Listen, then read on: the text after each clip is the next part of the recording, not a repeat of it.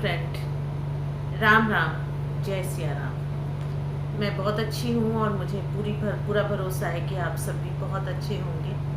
और आज मैं बैठे बैठे मेरे माइंड में एक और टॉपिक आया और वो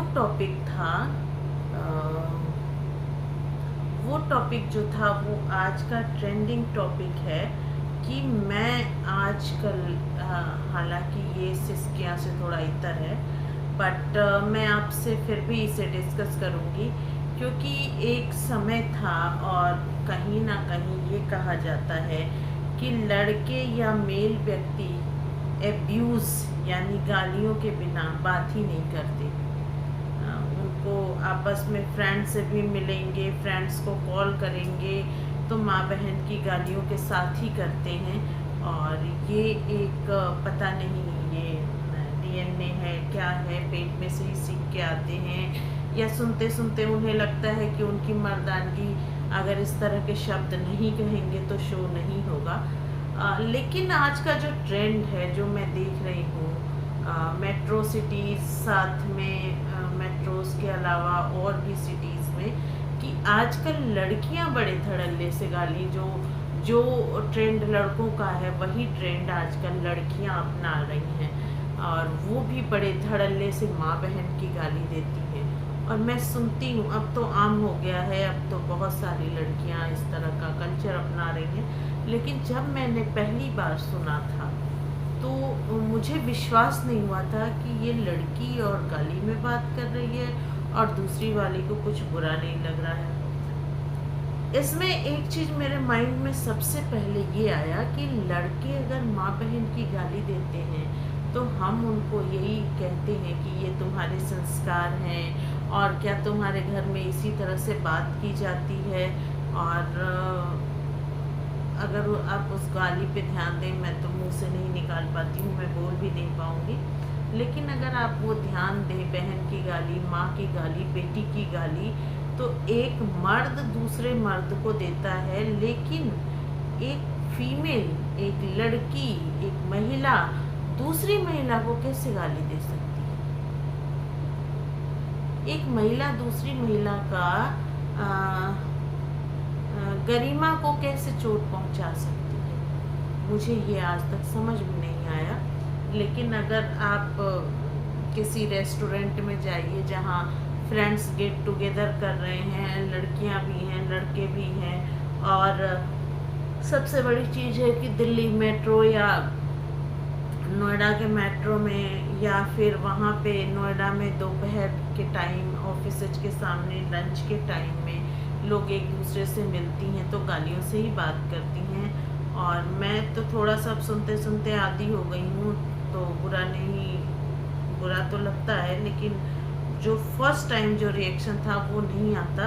तो मैं यही सोचती हूँ कि इनके संस्कार कहाँ हैं, इन्हें कौन से संस्कार दिए गए हैं, या इन्हें कौन सी मर्दानगी शो करनी है, इसलिए ये कमज़ोर महिला जैसे अबला कहते थे, या तो ये उनके अंदर का फ्रस्ट्रेशन है, वो पुरुषों के बराबर आना चाहती हैं।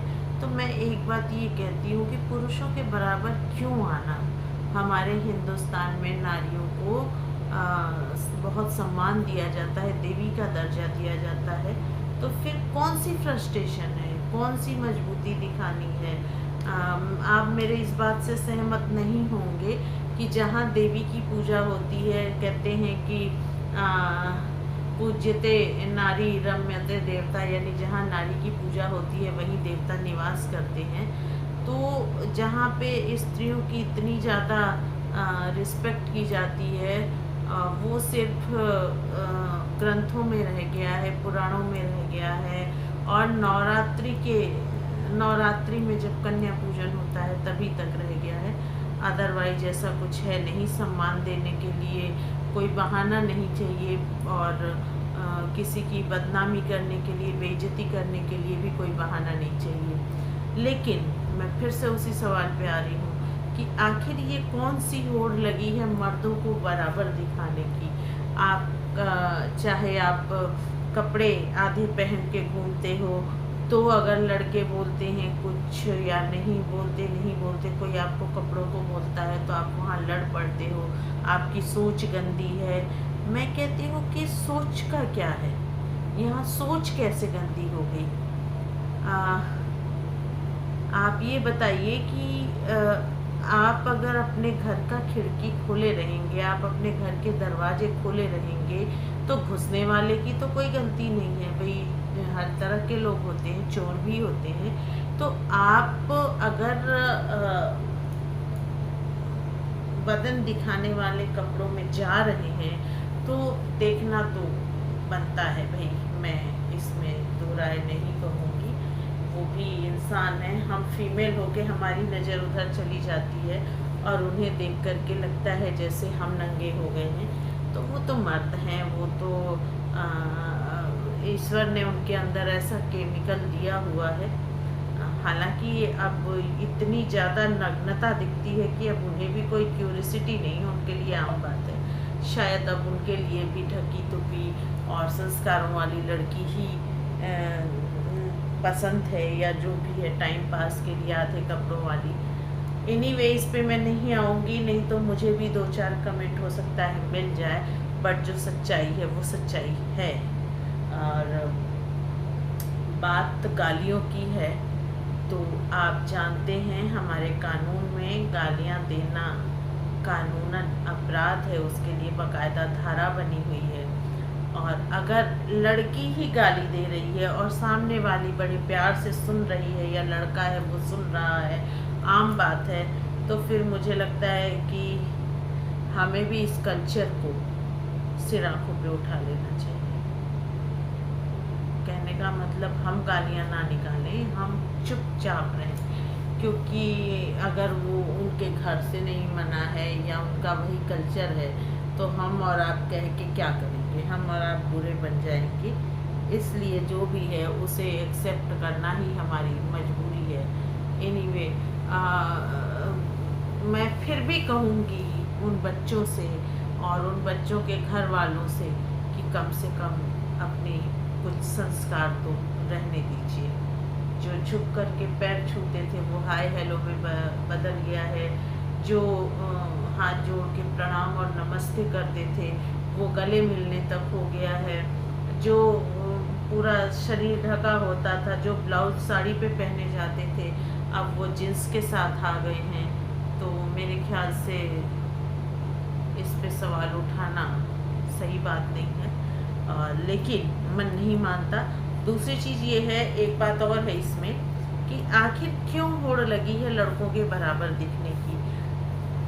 जब तक मेट्रो बस या कहीं भी महिलाओं के लिए आरक्षित सीटें हैं, आप कितनी भी कोशिश कर लीजिए, आप पुरुष के बराबर नहीं आ सकते, क्योंकि आप वहाँ पे कमज़ोर दिखते हो। जब आप किसी पुरुष से कहते हो ये सीट मेरी है, प्लीज़ मुझे दो। बराबरी तो तब है जब आपके लिए आरक्षित सीट ना हो। लेकिन मुझे देख के ये भी तकलीफ़ होती है कि बसों में, मेट्रोज़ में यंग लड़कियां बैठी हुई होती हैं और बुजुर्ग पुरुष होने के नाते उनको खड़ा होना पड़ता है। वहाँ पे मुझे बहुत तकलीफ़ होती है और मैं इस बात का विरोध करती हूँ। तो आज के लिए सिस्कियाँ इतना ही। एक अलग सा टॉपिक मैंने आपसे डिस्कस किया, और आप इस बात पे ज़रूर सोचिएगा कि क्या भाषा, देखिए मेरा ये कहने का मतलब नहीं है कि अगर लड़के गाली यूज कर रहे हैं तो वो सही है, लड़कियां गाली यूज कर रही हैं तो वो गलत है। लड़के और लड़कियां दोनों यूज कर रहे हैं, दोनों के लिए गलत है। तो कम से कम थोड़ा अगर माँ बाप की चलती है तो आप रोक लगाएं, और अगर पढ़ने वाले बच्चे, कॉलेज गोइंग स्टूडेंट या फिर जस्ट जो जॉब में आए हैं वो मुझे देख रहे हैं, तो इसको कोशिश करें थोड़ा चेंज करने की, तो मुझे अच्छा लगेगा कि कुछ तो चेंज हुआ। हम साफ़ सुथरा घर चाहते हैं, हम साफ़ सुथरे कपड़े चाहते हैं, हम साफ़ सुथरे बर्तन चाहते हैं, हम साफ़ सुथरी गाड़ी चाहते हैं, हम सुगंधित डियो चाहते हैं, हम सुगंधित साबुन चाहते हैं, तो फिर हम सुगंधित और साफ़ सुथरी जुबान क्यों नहीं चाहते? ये सवाल मैं आप पे ही छोड़ रही हूँ। तो अपना ख्याल रखिएगा, सावधानी ही सुरक्षा है। राम राम, जय सिया राम।